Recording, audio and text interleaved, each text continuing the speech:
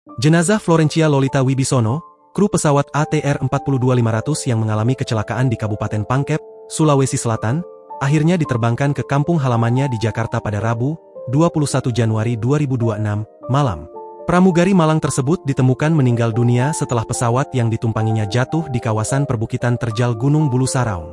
Jenazah Florencia tiba di Terminal Kargo Bandara Internasional Sultan Hasanuddin Makassar sekitar pukul 17.15 waktu Indonesia Tengah. Setelah menyelesaikan seluruh prosedur administrasi, jenazah mulai dimasukkan ke dalam pesawat pada pukul 21.30 waktu Indonesia Tengah. Pukul 21.55 waktu Indonesia Tengah, pesawat Batik Air ID 6231 take off menuju Jakarta. Demikian laporan jadwal penerbangan. Tubuh korban ditemukan pada Senin, 19 Januari 2026, dalam kondisi tersangkut di pepohonan di dalam jurang dengan kedalaman 350 hingga 400 meter dari puncak Gunung Bulu Saraung. Hujan lebat, kabut tebal, serta kemiringan lereng yang curam membuat proses evakuasi memakan waktu hingga 2 hari. Pada hari pertama ditemukan, tim SAR gabungan hanya mampu memasukkan jenazah ke kantong mayat dan menggesernya sejauh 25 meter karena cuaca buruk. Salah satu sosok di balik keberhasilan evakuasi ini adalah Alfian Rauf, 40, anggota SAR Rescue PT Veil yang tergabung dalam tim khusus.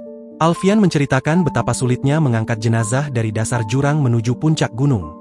Cuaca sangat tidak bersahabat dengan kami. Begitu ada cerah sedikit tadi, kurang lebih setengah jam terbuka, kami briefing dan kami yakin bisa evakuasi dari bawah ke atas. Ujar Alfian saat ditemui di pos AJ Usar Desa Tompobulu, Selasa, 20 Januari 2026, malam. Karena medan yang nyaris vertikal, pengangkatan secara manual mustahil dilakukan. Tim SAR kemudian menggunakan teknik rope rescue dengan sistem mekanikal. Proses penarikan jenazah dari lereng ke puncak memakan waktu lebih dari 4 jam. Alfian terus memotivasi rekan-rekannya agar tidak menyerah meski diguyur hujan, mengingat risiko tinggi jika hari mulai gelap.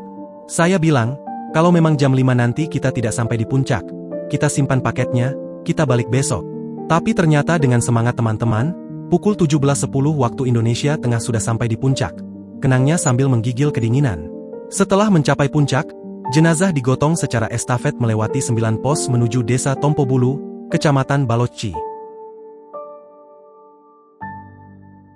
Download Tribun X sekarang, menghadirkan lokal menjadi Indonesia.